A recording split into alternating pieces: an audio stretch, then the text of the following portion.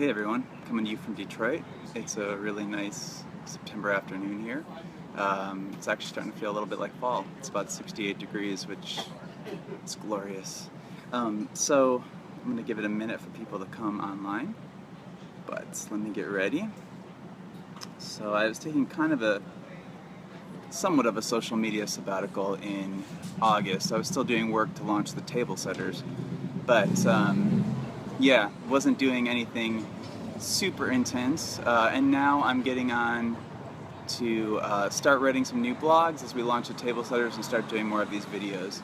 So yeah, I think I've been really inspired by Keisha Thomas and Andre Henry and Mahogany Jones, who I bumped into this morning, and so thought I'd give it a try. Let's see how this goes.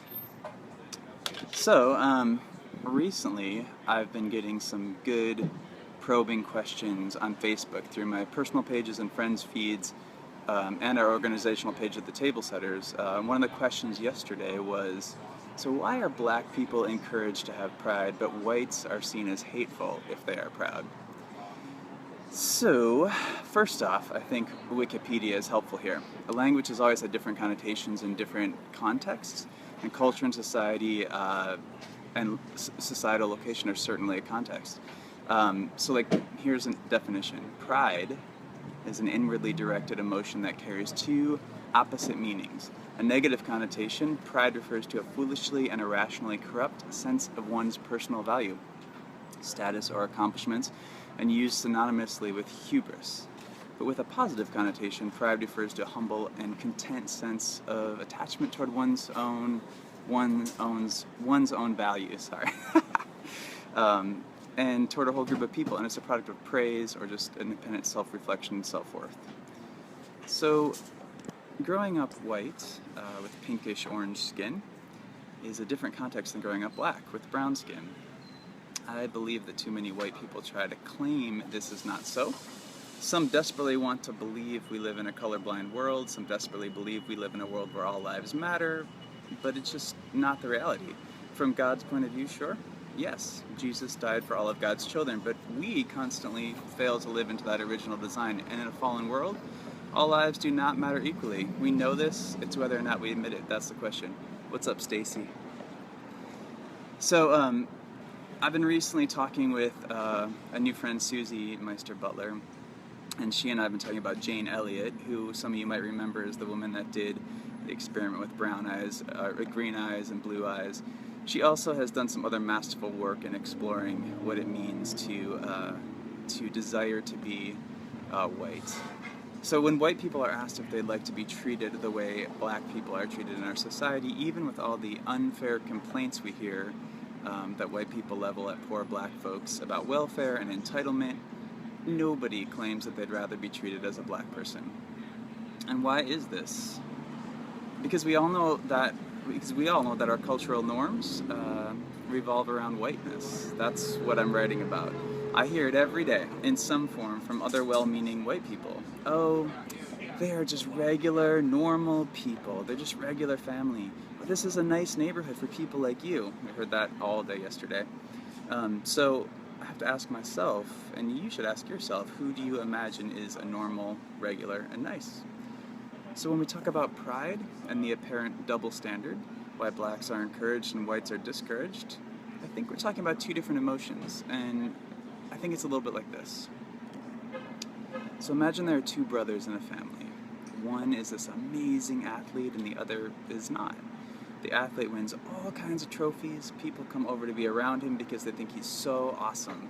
Girls have crushes on him. Boys have crushes on him. He's written up in the local newspaper regularly. And one night his brother, the non-athletic one, who is not talented in sports in any way, is heard crying in his room. The father goes in and asks him why he's crying, and this son says, because I'm nothing, because I'll never be as good as him. So the father embraces him and says, that's nonsense. You are good at a great many things. You should be proud of the talents you have. Be grateful for the gifts that... Sorry, I had a call. Do not see those talents as any less than your brother's talents just because he gets so much attention for them now. So nobody tells the the athletic brother that he should be proud, because he doesn't need that in his current culture of his high school.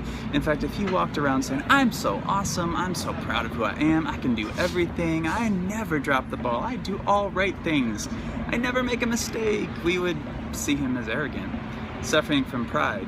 Well, probably. But on the other hand, if his brother took a deep breath and said, you know what, my dad is right, and then decided to put, let's say, his art skills to use, and he created a really beautiful and complicated self-portrait, we might expect him to be proud of his work. And we might actually hope that he's proud of his work. That's a different context. Of course, if that brother started getting attention and accolades, he would also be at risk of falling into the same arrogance we could imagine for his athletic brother. Except that in this country, athleticism is still valued much higher than most forms of art, with the exception of movies, but that's another blog post.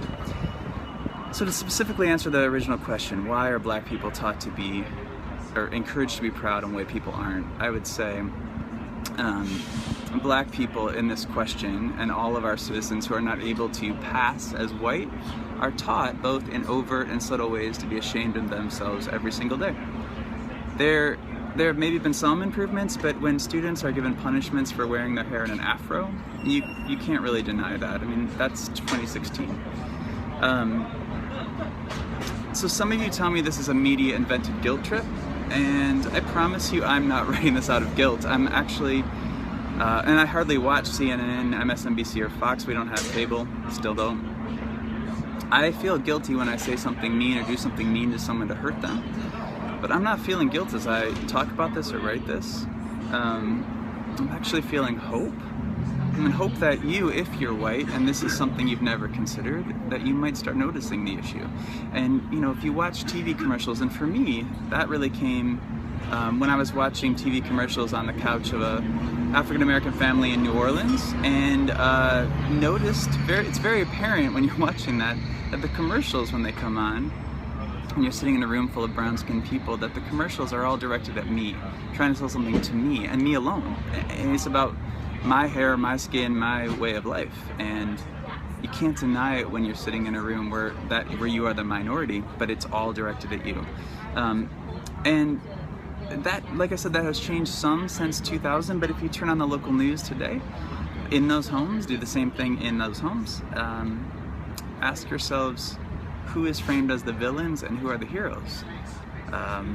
Who comes to your mind? And this could be a question for people of all races, because white ideals aren't just something that white people aspire to. Whiteousness can affect us all equally. The problem is when I let whiteousness dominate me, I get to feel normal if I choose to. My brown-skinned friends let whiteousness into their thinking, and how do you imagine they might feel when they look at their skin and notice it isn't as pinkish-orange as mine? So I think there's a different form of pride we're talking about when we talk about black pride and when we talk about white pride. I'm not ashamed to be of European descent, but whiteness is a construct that has caused a lot of pain. So these are the kinds of questions and discussions that we're having at the Table Setters, and Marvin and I really hope to visit you soon. I'm going to stay on for a minute or two if anyone had any questions. Thank you, Eric and Lincoln, for jumping on, and thank you, Linda. Any questions of that? If not, I'll give it a minute, and then I'll post it with the text of this blog. But thanks for watching. I'm going to start trying to do this a little more often, and thank you again, Mahogany Jones, for bumping me into live mode this morning. All right, y'all. Thanks.